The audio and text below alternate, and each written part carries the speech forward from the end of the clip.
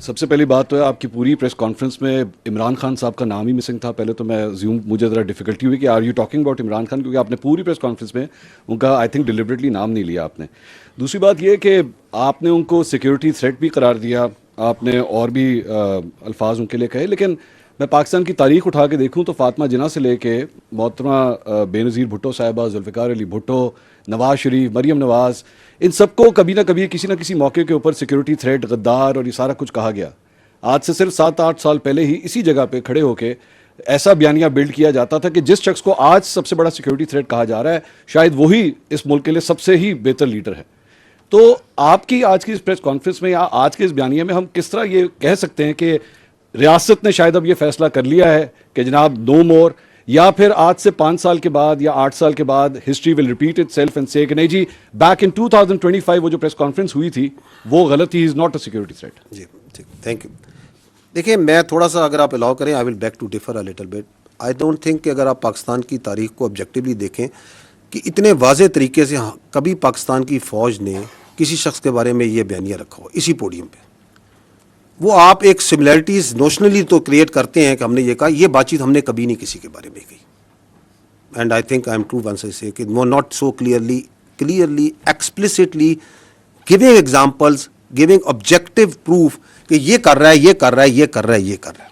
ٹھیک ہے, آپ کو یقیناً یہ احساس ضرور, اور وہ اس کے اندر آپ کے بہت سے جو سے ہمارے ساتھی ہوتے ہیں وہ شامل ہوتے ہیں جو یہ احساس دلواتے رہے کہ جی شاید اسٹیبلشمنٹ, جس کو آپ فوج کو اسٹیبلشمنٹ کہنا بڑا انٹرسٹنگ ورڈ ہے, جس کو آپ استعمال کرتے ہیں کہ شاید فوج کا جھکاؤ ادھر ہے, فوج کا جھکاؤ ادھر ہے, فوج ادھر کر رہی ہے. So I don't think once you say کہ اسی پوڈیم میں ہم یہ باتیں کرتے رہے, ہم نے کبھی یہ بات نہیں کی.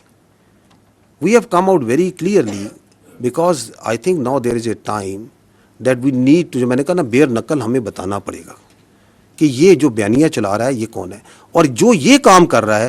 آپ نے جو نام لیے جن لوگوں کے, ان میں سے کسی نے یہ کام نہیں کیا. Nobody has done it. So you cannot draw similarities.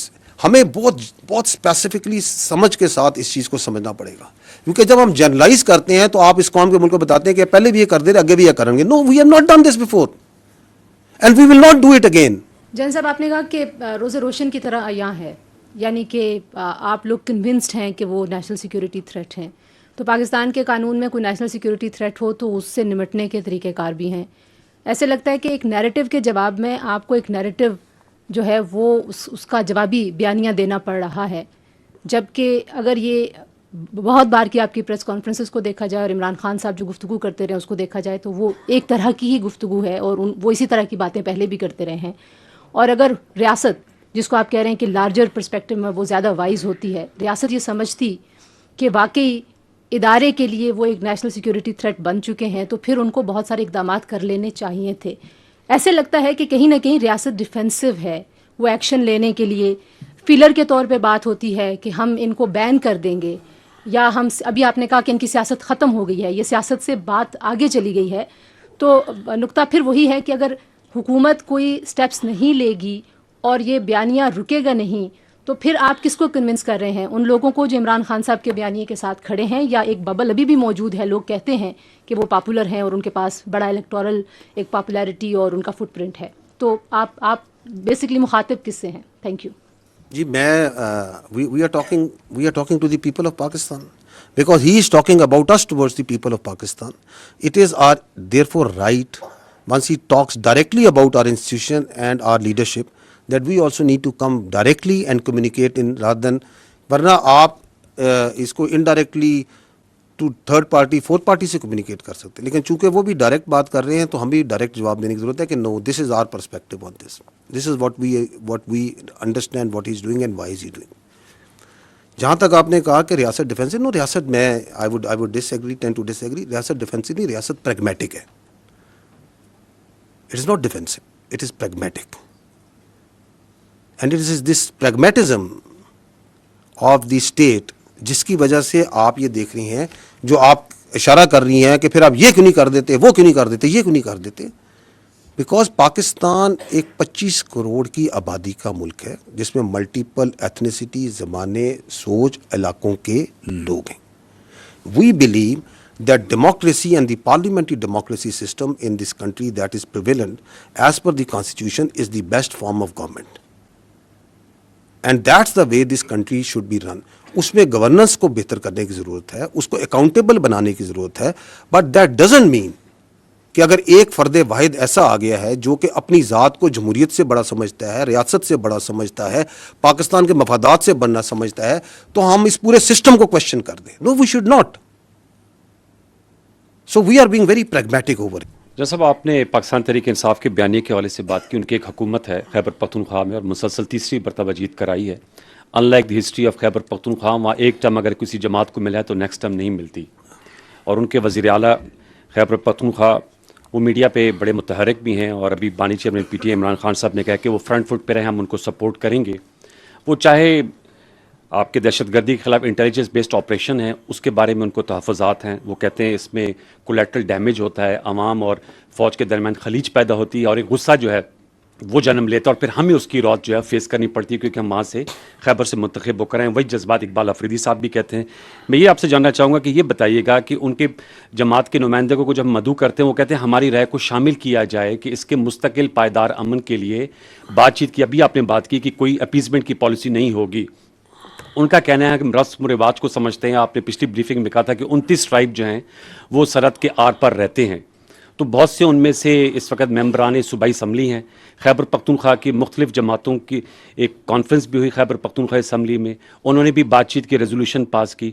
सवाल मेरा ये कि क्या उनकी राय को शामिल किया जाना चाहिए ताकि इसका मुस्तकिल और पायदार अमन कायम हो सके, और जो आवाम और अफवाज के दरमियान जो वो बात करते हैं दूरियों की, उस तासुर को ज़ाइल किया जाए कोलेटरल डैमेज की सूरत में, या जैसे हसन अयूब साहब ने कहा कि उन्होंने कहा कि जी कुत्ते जो हैं वो मस्जिदों में उन्हें रखे जाते हैं. देखिए, पहली बात तो ये है कि ये जो आप कह रहे हैं ना कि वो कहते हैं कि बातचीत करें, जिरगा करें, बातचीत कर लें. पाकिस्तान की रियासत ने कब बातचीत से इनकार किया? मैं आपके सामने फैक्ट्स एंड फिगर्स में बात करें कि बयानिया बनाना एक और चीज़ होती है, लेकिन ऑब्जेक्टिवली रैशनली अगर सोचा जाए तो आपके सामने फिगर रखा देता हूँ कि 2021 से जो अफगान तालिबान की गवर्नमेंट है उससे we are talking repeatedly, we are talking. Even now आपने दोहा में, इस्तांबुल में बातचीत की या नहीं की? थर्ड पार्टी, जब डायरेक्ट बातचीत से मसला नहीं होता, थर्ड पार्टी मेडिएशन के जरिए बातचीत की. तो what is the problem here? हमारा उनसे एक पॉइंट ऑफ डिपार्चर है. I think that point of departure is that we will not talk with the terrorists. हम फितना अल ख्वारे से बात नहीं करेंगे.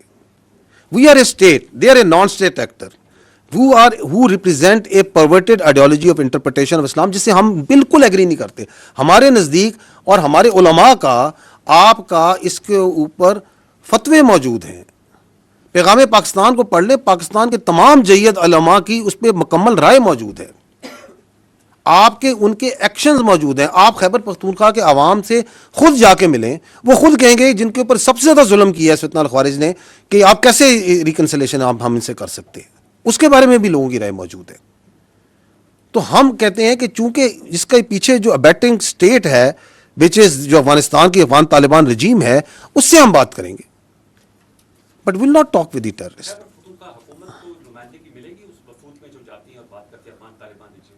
देखिए, this is again for the state to decide कि किसने क्या बात करनी है, कैसे बात करनी है. पाकिस्तान एक फेडरल सिस्टम है, उसमें एक तरीका है, एक बातचीत का देयर इज ए रिवाज है, उसके मुताबिक बातचीत हो रही है. सो कौन उसमें बैठेगा, क्या नहीं बैठेगा, ये फैसले मैंने नहीं करने और आपने नहीं यहाँ पे करने. हाउएवर, जब वहाँ पे जो भी फेडरेशन के नुमाइंदे जाते हैं, they take input and they are Cognizant of the all the participating entities जो इसके साथ बात करती हैं.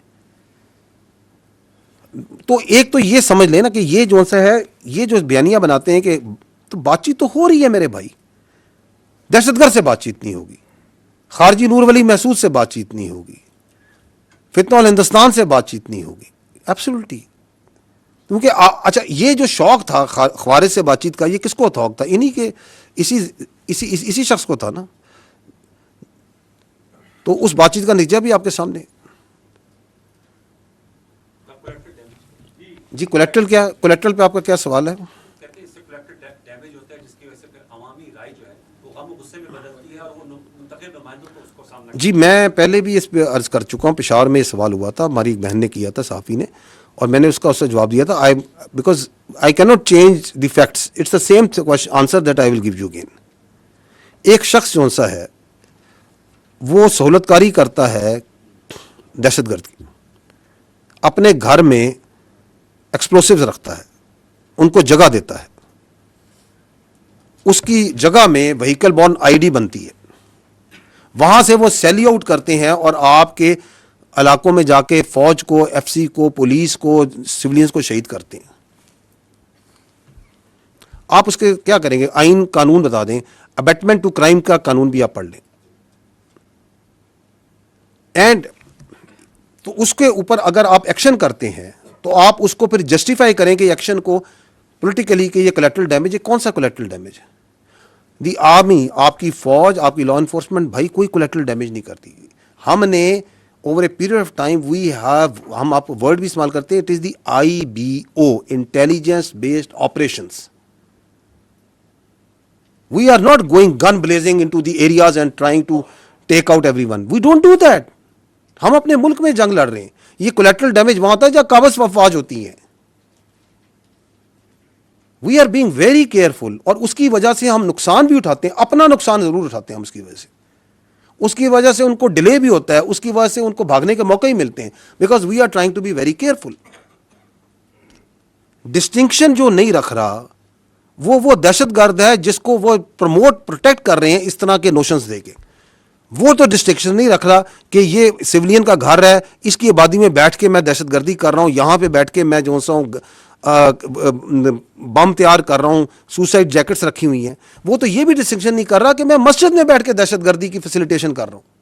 دیر آر ڈزنز نہیں آف ایگزامپلس خیبر پختونخوا میں جہاں مساجد کو استعمال کیا جا رہا ہے. وہ تو کوئی ڈسٹنکشن نہیں رکھ رہا.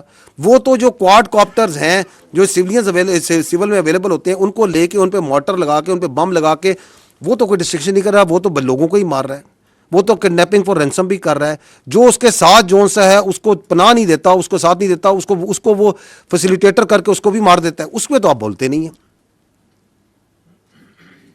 تو میں آپ سے یہ تو عرض کر رہا ہوں کہ یہ جو 14 نکات جو دہشت گردی کے جو ایگریڈ ہیں, بدقسمتی سے یہ نہیں کہ یہ صرف کام نہیں کر رہے, یہ اس کے اگینسٹ کام بھی کر رہے ہیں. بائی گیونگ سچ فالس قسم notions of collateral damage, by trying to confuse the people, by trying to create wages,